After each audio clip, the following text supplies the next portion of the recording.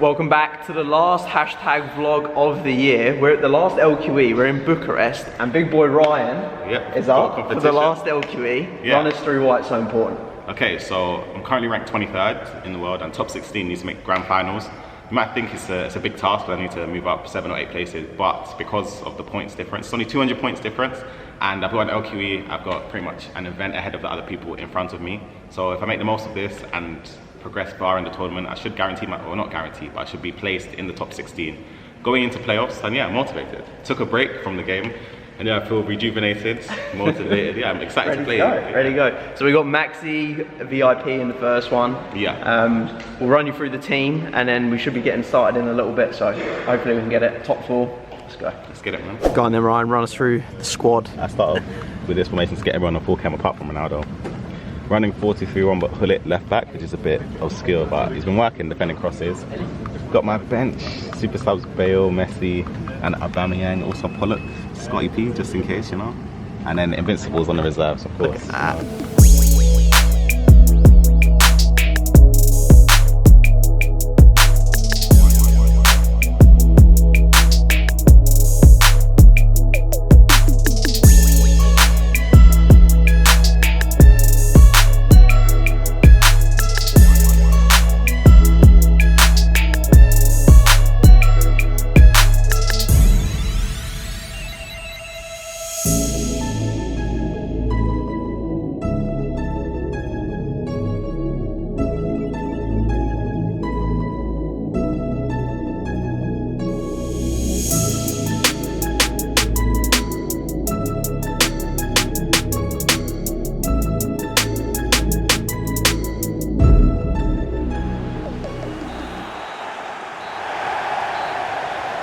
Big win, first game, Ryan, 4-3 against Maxi. Played well, he played well as well. Played like a good opponent in the attacking third, defensively as well, it was good. And yeah, I felt I was comfortable, considered 3 kick-off goals, which is a shame. But, you know, it's 3-4, what can I say? But I played well, so hopefully I can continue the momentum. First of many. Bang.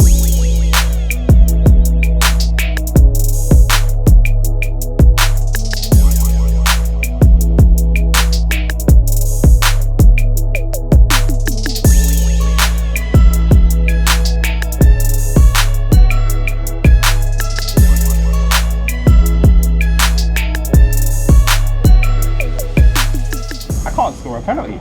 I literally can't score a penalty.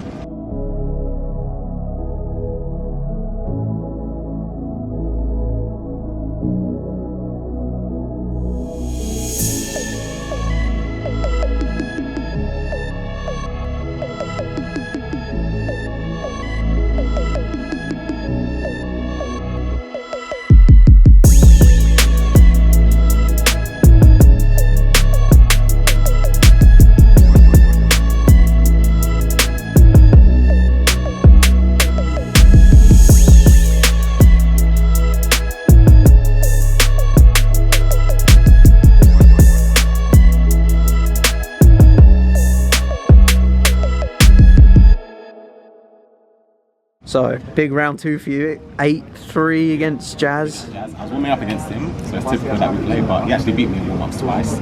And just used those games to just learn a bit of his play style. I never played him before that, and use it to my advantage in the knockouts or in the actual game. Using it to warm up. He gave us the ice-cold celebration mid-game though. Like, I'm playing well. I'm looking forward to the rest of the tournament, but I just need to keep playing when playing, but there's still some areas and flaws I need to iron out in my game. Let's get it. What's up, guys? Hashtag Ryan here, and we're doing something a little bit differently. So as you can see, I'm back home from the event, and I finished my exams, grinding towards playoffs, but we've got a few weeks until then. And before that, I'm just going to run through some of the games in the last tournament before playoffs. Okay, and in this game, it's against Sakul, who's a fantastic German player, competes on both consoles.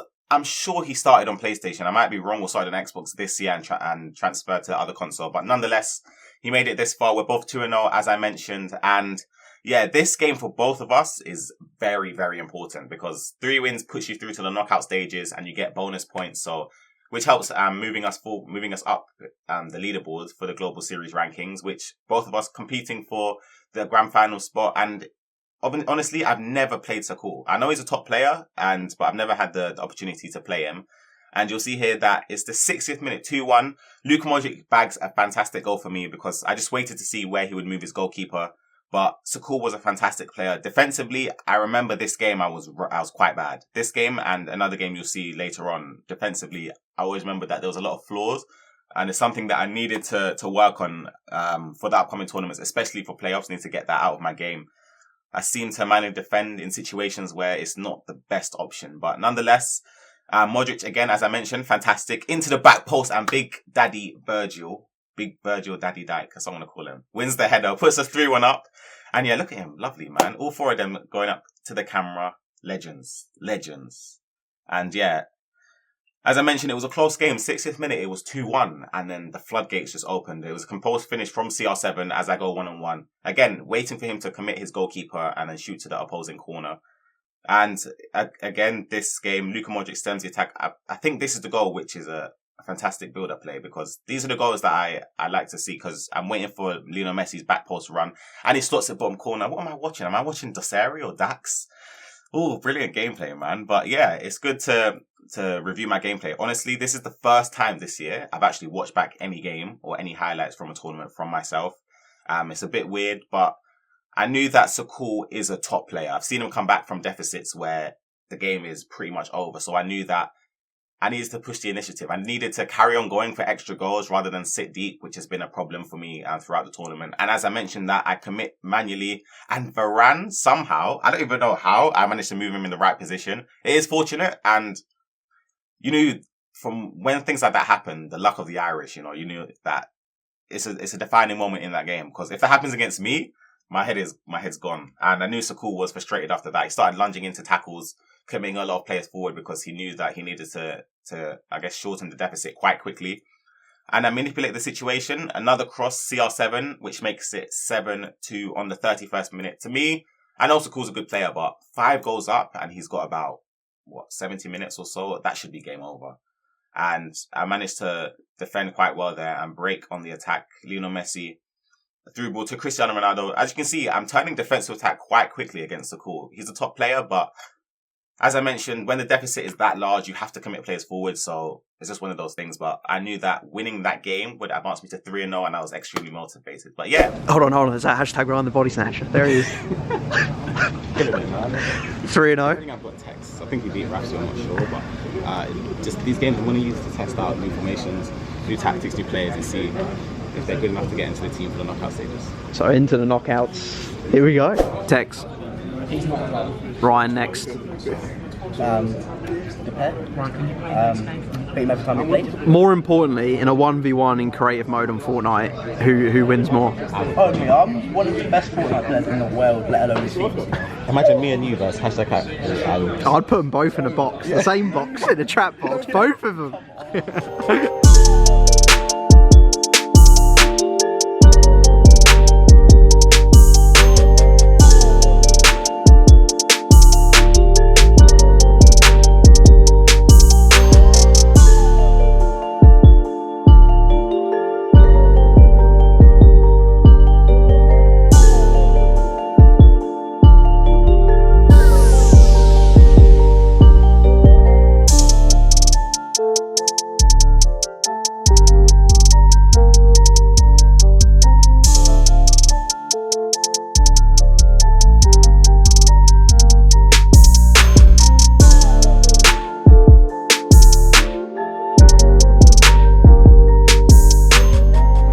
Just played F2TEKKZ. How'd it go?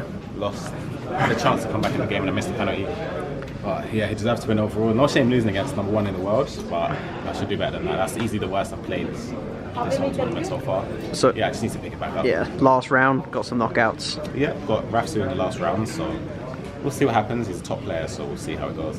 Okay, into the next game. I'm playing against a competitor, Vitality Rafsu, fantastic player. It was actually at the first tournament I ever played in Munich, FIFA 17.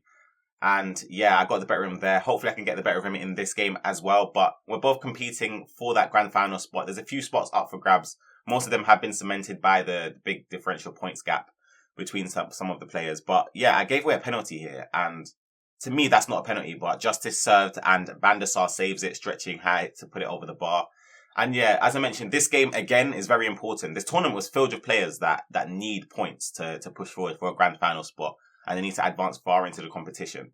Other than the likes of Tex, who obviously has just been unreal this year, and I played against him, and you would have seen what happened. Fantastic player. There's no shame against losing to the best player in the world, or one of the best players in the world, but the best player ranking wise for FIFA 19. And yeah, I was abusing a lot of crosses this game. I feel bad for refs. Honestly, you're going to see one of these goals. I think it's this goal.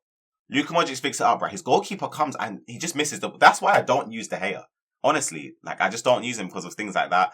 But yeah, Hullet puts it in, and yeah, I'm 3-0 up against Rafsu. I'm cruising, but I have to mention our records at this point is 3 wins, 1 loss. So we're both already through to the knockout stages. And we're just using different types of things to, I guess, learn new mechanics, or practice with new players and different things, different formations. And yeah, we're both using it to test new things. But against Rafsu, I thought I played pretty well, but defensively, I was shocking in this game. But I wouldn't put that down to just messing about, because both of us were, as I mentioned, through to the knockout stages. But you can see here, I'm committing so many players forward when I don't need to be at this stage of the game. And he makes it 4-1. And I know Rafsu, again, another opponent who's good at making comebacks. So I needed another goal rather than sit back. And another goal is what I got, with Ronaldo pushing forward into Lionel Messi, into the opposing corner, which makes it 5-1. And to me, 5-1, you've got, 20 minutes left? 4-goal deficit, it's game over. But again, it's a fantastic... Oh, wow, I don't even go in. Oh, God, I remember this. Right. So... it's fantastic build-up play from Rafsu, to be honest. He hits the post with a green shot. Ideally, it should go in. But I was messing about and trying to take the mick, and I flicked it over my head with Hullet, and he just capitalized off of it. It's just one of those things. The game was already done for me, so I just was messing about. But it was terrible to play like that anyway. But yeah, 5-2. I'm trying to push the initiative to get more goals and to hit the post there. And I get a penalty. It's not a penalty. It's not a penalty. But can justice serve him right? Of course not. Luck was on my side in this game, if I'm honest. 6-2 doesn't reflect the whole game. It was quite even, but there weren't too many chances. Most of the chances that both of us created were taken, but from kickoff here, look at the way it's schoolboy. I'm dragging everybody out, committing the goalkeeper the wrong way. He drags it to the other side and he puts it to 4-3. And again, I don't know why I'm defending that high. My defensive line is quite high. Pele 1-on-1, and I moved the goalkeeper the right way because it was quite obvious. If he shot the other side of the goal, I don't think it would have gone in based on the position he was at. But yeah, it still managed to go in. But yeah, on to the knockout stages. Knockout time. Janos. I played him this year, Club World Cup, and I beat him.